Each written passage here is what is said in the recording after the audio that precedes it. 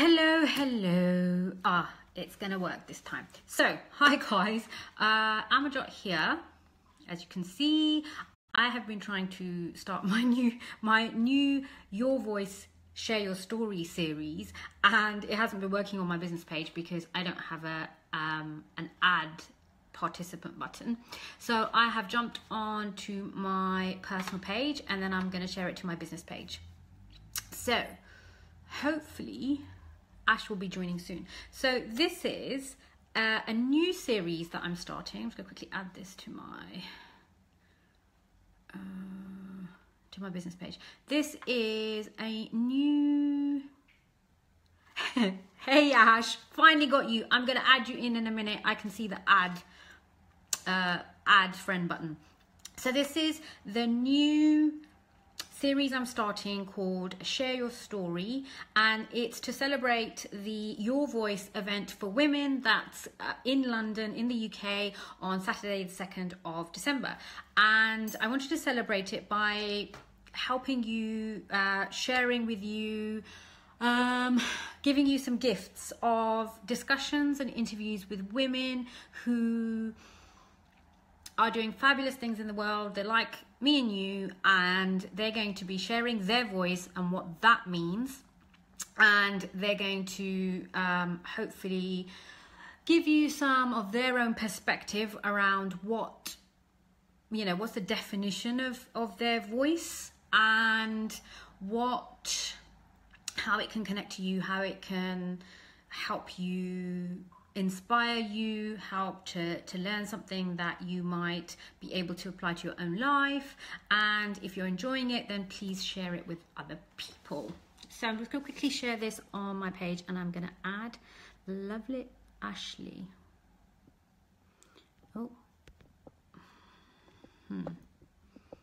Ash, why isn't this working?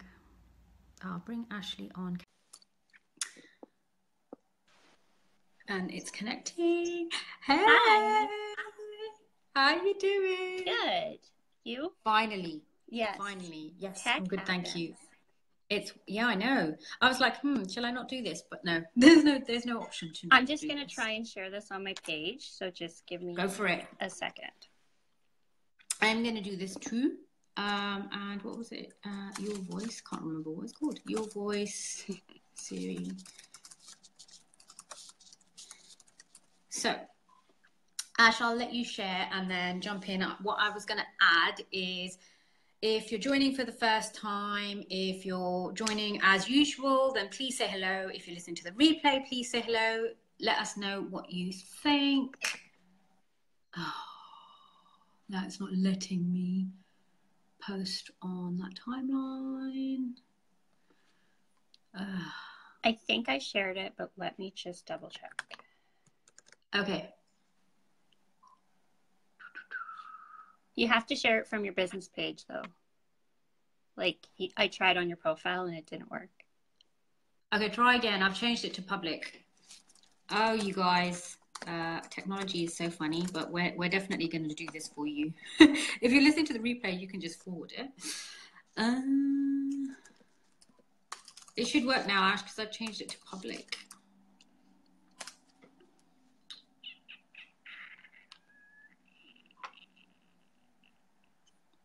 Okay, so that worked for me.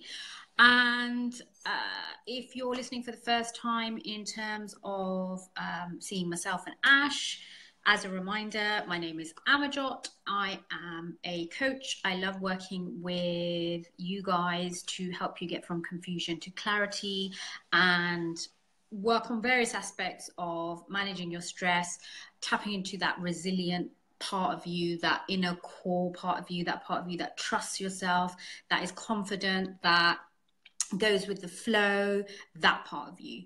And sometimes we just need some help bringing that out.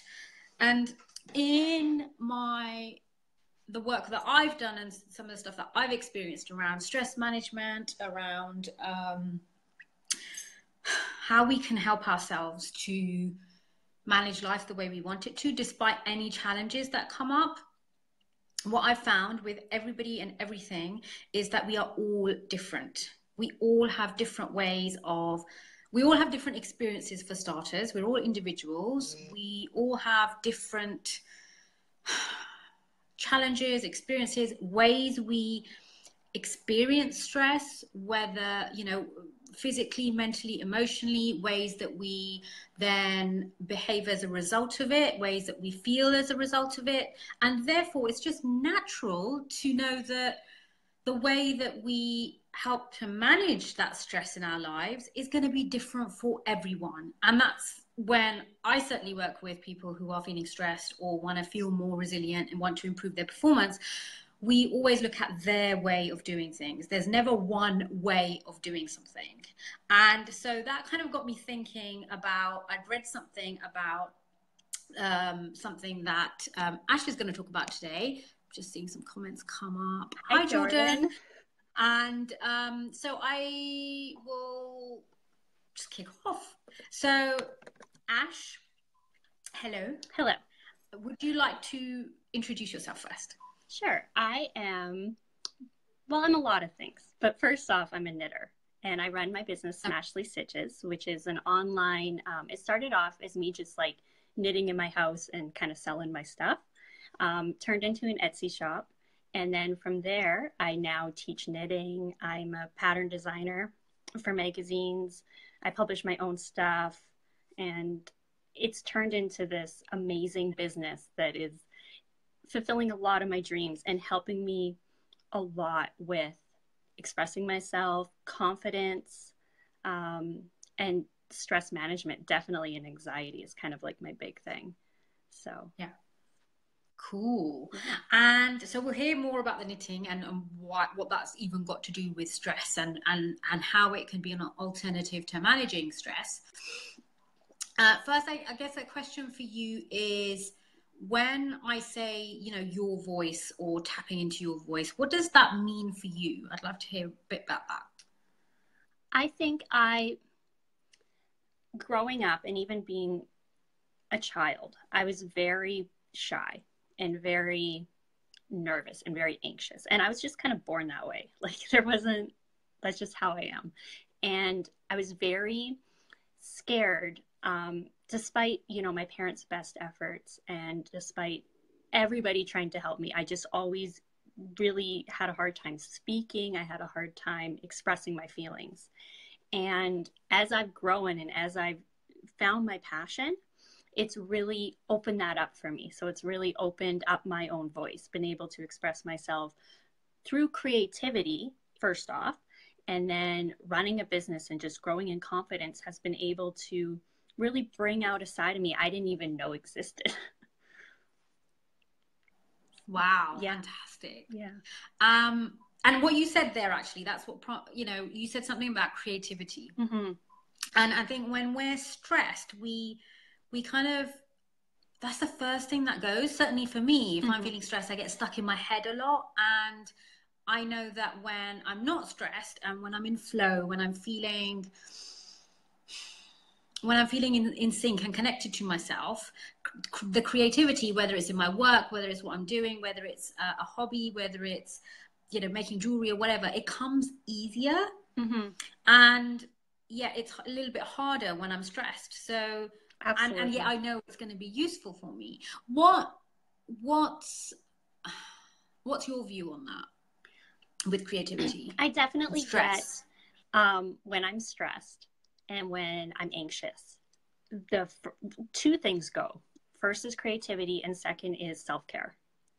And creativity and self-care, I think, kind of go hand in hand, because I know that if I'm anxious about anything, like it could be the stupidest thing in the world, and I could be sitting there having an anxiety attack, and I know that knitting's going to solve it. I know that if I just focus on something, I hone my creativity into something, I know that it's going to go away, or that it's going to numb it. Like, it's not going to fix the problem, whatever I'm, going crazy in my head about, but it definitely takes the edge off. And the hard part is learning to be creative regardless, and kind of taking that perfectionism away and just creating.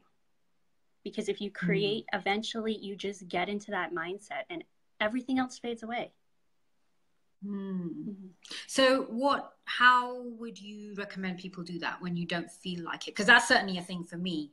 There's stuff that I don't feel like doing. And then even though I know it'll be useful for me, things like I know when I know I need to do some yoga, even though I love going for walks and being with trees, as most people know, there are times when I resist it. Mhm. So what's your view on when you don't feel like it? Because that's definitely a thing for me. First of all, I love knitting's like my favorite thing in the world. There are times where I won't do it because I'm just too much in my own head. So I still struggle with that. But at the same time, you got to just do it. Like if I'm sitting there watching Netflix, for example, and I'm binging on some series and I'm trying to get myself in a good mood and I'm watching a movie or whatever, my knitting's right beside me. It literally takes no effort for me to pick it up and just start doing it. And once you start doing it for 5 minutes or 10 minutes, if you just kind of give yourself enough time to get into it, you're going to feel better. I mean, when you like yoga, for example, I love yoga. And it's always thinking about doing it is usually harder than actually doing it. You know what I mean? So Yeah. it's just realizing the stuff in your head is just that. It's the stuff in your head. It's not, we give it too much value, right? And we got to just create, and whatever that means. I mean, it doesn't have to be knitting, obviously, but for me, that's my thing. That's what I relate to. So if I just create and I get out of my own head and I speak to myself nicely while I'm knitting, instead of like, oh, you messed up that stitch, or, you know, what if this person doesn't like it? If I stop talking to myself like that and I just say, you know, you're doing a good job, you know, you're a good mom, you're a really talented knitter, and I just talk to myself like that instead, all of a sudden it's way better. Like I just feel better. And so catching yourself in that moment, I think, is the most important thing. Oh, I have full body goosebumps. I've just seen somebody comment. So if you're hearing what we're talking about, what Ash is saying, then please let us know what you're thinking, what's coming up for you. And hey, Olga, I see you joined from the business page, so I'm having to look at different comments. So bear with me. So I hope Olga's just had a baby. So. Thank you for joining, and I hope you're well. And so much, like there's so much I can say and want to say about that. Full body goosebumps about the doing it anyway, the talking to yourself with kindness. And it's funny because I just wrote about that today. That really came up for me today. I wrote an article on LinkedIn about self-compassion and the benefits behind it versus what I've been calling forced gratitude. This, you know what, I shouldn't be complaining, or my life really isn't that bad, and look what's going on in the world, and you know, I should be grateful. I am grateful, and it's okay to be grateful. Of course we want to be grateful, and a lot of us really are. We're good people. We are grateful for what we have in our lives, and yet it's okay to want more. It's okay to be in this, you know, not feeling great. Sorry, I need to turn the volume down on this one. I can hear myself talking. And you know, and how we can help ourselves with that is the self-compassion. So I love what you just said about talking to yourself kindly, about reminding yourself how good a job you are actually doing. And I think it comes back to reminding ourselves of the facts. Like my coach is really good at reminding me about this, is what's true. Like, what are the facts? What is true right now? So if you're feeling stressed or you're giving yourself a hard time because you know there's something that can be useful for you to help you manage your stress or to help you get out of the stuckness that you might currently be in, then remind yourself of what's true. You know, is it that you're trying your best and you're just bloody tired? Yeah, do you want to do it? And maybe, okay, fine. If you don't feel like doing something that you know you will feel good about once you get into it, then set yourself a time and set yourself a non-negotiable of doing it at 5 o'clock, for example. Mm-hmm. And so I loved what you said there. And tell us then about the knitting. Well, I don't come from a crafting background. Like, my mother didn't knit. I love my mother very much, but she was not a crafty person. My grandparents did knit a little bit, so I definitely have it in my DNA. But I didn't grow up crafting. I didn't grow up knowing how to do this. And so what happened was I moved from my hometown in Alberta and moved to the snowy mountains of British Columbia, where it gets like snow, or there's like 5 feet of snow and you're just kind of stuck in your house and it's super cold. And so I kind of got bored. Like, it's a really small town and there's not a lot to do. And so one of my friends dragged me to this knitting class. And I was like, okay, whatever. And I had a lot of trouble learning. I was very, very anxious back then. This is about 8 years ago. And very shy. I don't even think I spoke for like the first 3 classes. Like, it was really bad. I was very, very anxious. And I had a lot of trouble learning. But once I finally did, and I mean, I'm talking like tears. I was so upset I couldn't learn how to do this. And once I started learning, I started being like, wow, I just created a hat. It may have holes in it and it may not fit anybody, and it may be gigantic, but that's like something out of nothing. Like, I did that with my own hands. And as I started to learn and progress, and I started sharing it on Facebook, and I was like, look what I made. Look at this really crappy hat or whatever. But people started responding. And in doing that, I kind of started gaining confidence. My knitting wasn't nearly what it is now. I mean, I've done 8 years of knitting every day. Wow. But yeah. In the beginning, I was able to see the benefits of it. And so I was able to see that I was able to focus better. My heart rate would go down. My boredom was gone. Like, I'm sitting there watching TV thinking, this is like not right. I'm sitting here watching this for like 8 hours. I could be doing something. And all of a sudden, I've got a purpose behind this show. I've got a purpose. Like, I'm making a hat. I'm making a scarf. A long road trip. I've got something to do. Yes, it has been 8 years. That my brother just commented. Yes, he is the recipient of some very interesting knitting back in the day. And I started like giving it to people, just like, knitting Christmas presents, and and as I started to realize that this could be something, and that people were getting behind it and were as excited about who I was becoming as I was, then I started to take it to the next level and start to really develop my career and realize it's my passion. And so as I did this, I also like got married. I had 2 kids who are now school age, but like, it's a lot of the major moments in my life I've conquered with knitting. The only thing I didn't do is I didn't go into labor and knit. I wanted to, but there wasn't time. But I wanted to be that woman sitting there knitting, because it's so good at keeping you in the moment and not focusing on anything else. Just focus on it's present moment stuff, isn't it? Exactly. And the more complicated the pattern, the easier it is, obviously, because you can't just I can sit there and knit and not look. So if it's a really easy pattern, my mind kind of goes in automatic now. So I know that I need more complicated patterns. If I'm having a really anxious moment, then I need to work on something harder, because it'll take a bit more to get me in that zone. But so it's almost like it's that jumping your comfort levels, isn't it? To begin with, like 8 years ago, it was about actually learning your process. And then now it's like, it's still doing enough it's still challenging for you. Exactly.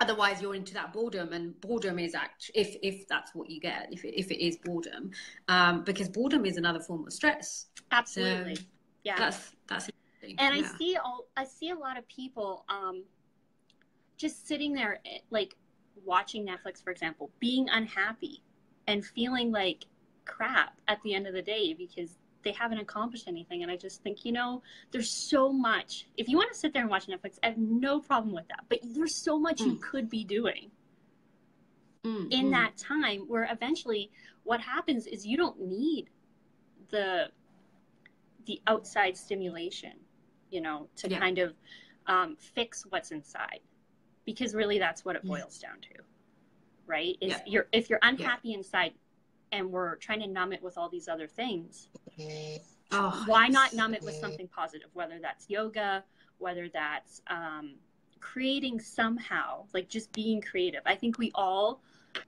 naturally are creative.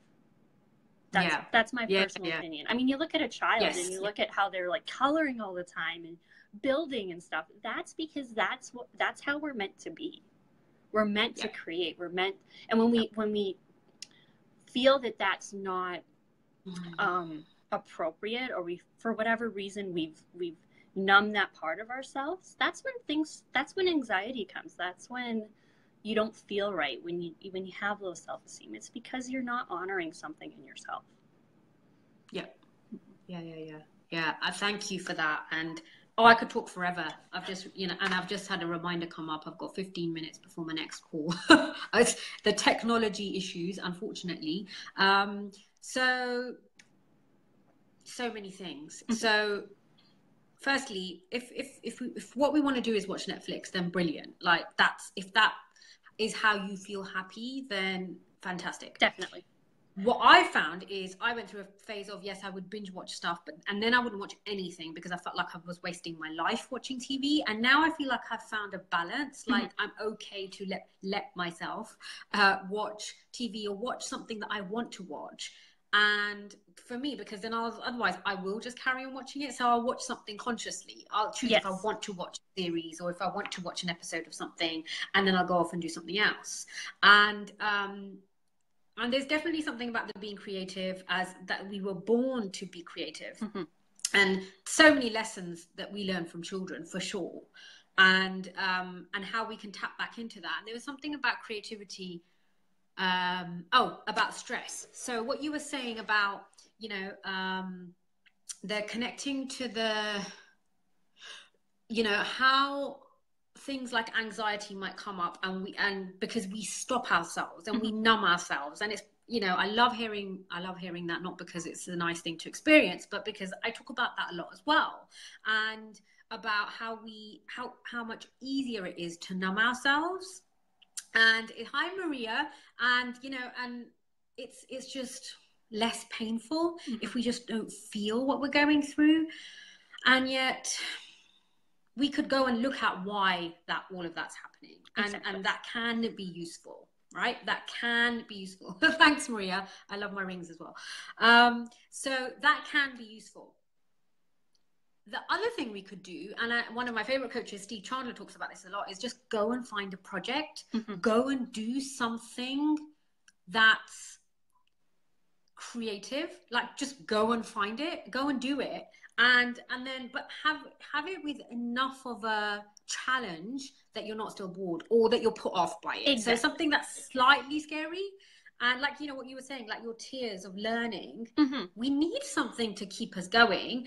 And the fact that it then ultimately, a lot of stress can be managed by pulling ourselves back into the current moment. Like, what is true right now is I am doing this thing. I am doing the knitting, or I'm doing the coloring, or I'm doing the yoga, or I'm doing the whatever it is, fill in the blank.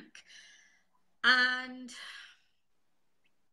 because, you know, a lot of people will say that stress is, or anxiety, or is a fear of something in the past or something in the future. And if we can bring it back to now, and a way of bringing it back to now is to be creative. So an alternative way of managing stress would be to be creative.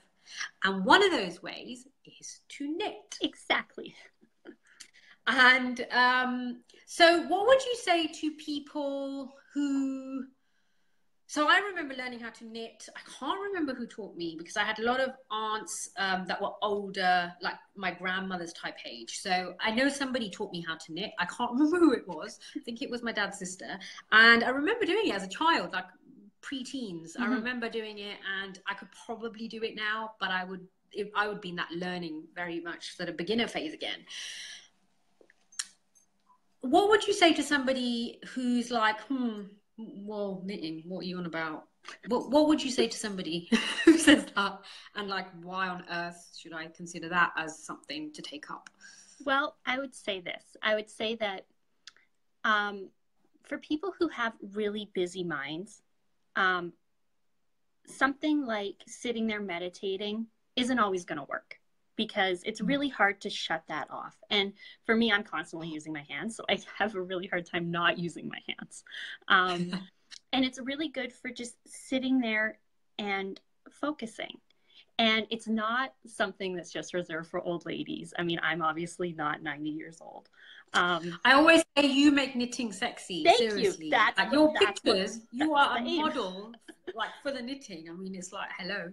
And I think that there's a big stigma around it, which is what I'm trying to break, is that it doesn't just have to be, you know, an old lady with a bunch of cats, right? It doesn't have to be that. It can be something that either you do, you know, privately in your home, or you're knitting publicly. It doesn't matter. It's such a good skill to have, just besides the anxiety part. I mean, you can knit yourself a hat. What's better than that? Nothing. Yeah, you can make your own clothing. You can make your own clothing, really, right? Really so cool. Yeah. Hi, Olga. Yeah, we love this too. We're talking about stress and alternatives, ways to manage stress. And Ash is talking about how knitting is a very cool way to do that. As you can see, she makes knitting sexy. So, yeah. Yeah, go on. Sorry, I interrupted. Yeah, so I mean, knitting is not, it doesn't just have to be what we normally think of, right? I mean, lots of people have memories of, you know, their mothers or their grandmothers or their aunts or whatever knitting, and that's all wonderful. I think there's a beautiful history around it. But because of the internet, knitting has almost become cool again. You know, it's cool to knit, I think. I mean, I know I'm a little weird, but like, so am I. We all are, really. But knitting is, it's just a fun way, and it's an unexpected way to create, to manage, you know, stress, anxiety, all of that. I think it's really unexpected. And I challenge people who are not sure about it to just try it. Because I think I was one of those people who's like, okay, I'll go to this knitting class, but don't expect me to make anything. You know, I was very much that person. And look what happened, right? I'm now published in magazines. Like, how did that even happen? You know? Awesome. So, awesome. Yeah. I think whether it's knitting or whether it's, you know, crocheting or whether it's literally anything, don't just write it off because you think it's, you know, you have the stigma around it. Try everything. Yeah, I love that. Yeah, I love that. I'm just aware of time, so I want to make sure people know how to get in touch with you if they are interested in the knitting, if they want to know more about you, and, you know, whether it's to, I know you've got a couple of services in terms of, you do knitting courses. I do. And you also sell your products as well. Mm-hmm. There's a couple of snoods that I've seen, but I'm in the UK and you're in Canada. So, I don't know how that would work. And, but your stuff is awesome. So how can people get in touch with you? Well, my page is Ashlee Stitches, and I will comment on this as soon as we're done with the actual page. That's basically where you can see all my knitting products that I do knit for, like, my Etsy shop, that are all for sale, and I sell worldwide. Shipping is included in all my prices, but my prices are Canadian, so, and like PayPal converts it obviously to pounds or whatever. And so usually, well, if you're in the UK, it's actually benefit because the pound is, you have full exchange rate at the moment. Yeah, I think it's like for a change. 60 cents or something like that. Yeah. So, but I also teach knitting, and right now I'm doing how to knit like a badass, knitting 101, and I go straight from the basics. And it is an online course. Right now I'm running it through Facebook, but later on this month it will be transferred to my website as well.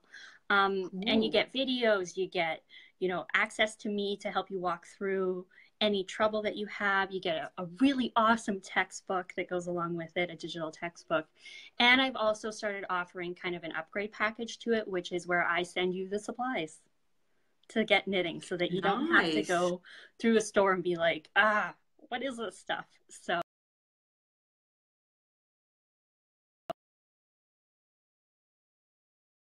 but you get lifetime access to it. And then the upgrade package is 111 Canadian. So I'm not sure what that works out like UK exchange rate, but it's cheaper. So, and I'll post all that links on there and with my Etsy shop, which I'm selling products for Christmas. So definitely anyone who's get in there.